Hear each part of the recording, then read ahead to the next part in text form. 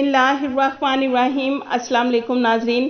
आज की हमारी वीडियो उन तमाम पाकिस्तानियों के लिए बहुत ही अहम है जिन्होंने सऊदी अरेबिया आने के लिए न्यू वीज़ा स्टैम्प करवाया और पाबंदी की वजह से वो सऊदी अरेबिया के लिए सफ़र ना कर सके और उनका न्यू वीज़ा एक्सपायर हो गया, जिसकी वजह से वो बहुत ज़्यादा परेशान हैं कि न्यू वीज़ा अब कैसे स्टैम्प करवाना होगा।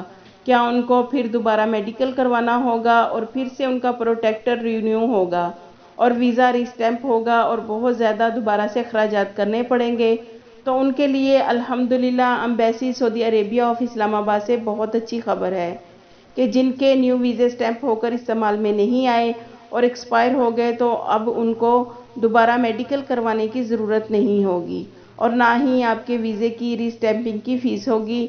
जैसा कि नाजरीन आपको मालूम है कि इससे पहले अगर आपका वीज़ा पासपोर्ट पर स्टैम्प होता था और 3 माह के अंदर अगर आपने इस्तेमाल नहीं किया, यानी कि सऊदी अरब के लिए सफ़र नहीं किया, तो फिर आपको अपना मेडिकल दोबारा करवाना पड़ता था, लेकिन वीज़ा रीस्टैम्पिंग की कोई फ़ीस नहीं होती थी।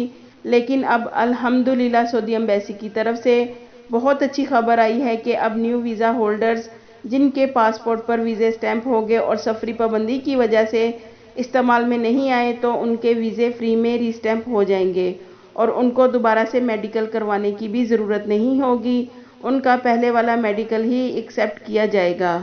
लेकिन इसके अलावा अगर नाजरीन आपसे आपका एजेंट वीज़ा रीस्टैम्पिंग में कोई इजाफी फ़ीस लेता है तो आप उसको मुनासिब फ़ीस दे सकते हैं, क्योंकि एजेंसी वालों ने आपके वीज़े का सारा प्रोसेस करवाना है, जो कि उसका हक भी है। लिहाजा नाजरीन सबसे अच्छी बात यह है कि आपको मेडिकल दोबारा करवाने की भी ज़रूरत नहीं है, जिसकी बहुत ज़्यादा फ़ीस के साथ बहुत ज़्यादा परेशानी भी होती है कि बाज़ टाइम मेडिकल रिपोर्ट फिट नहीं आती।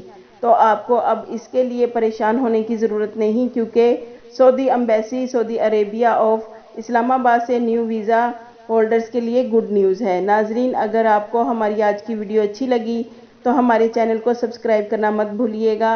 आपके कीमती वक्त का शुक्रिया।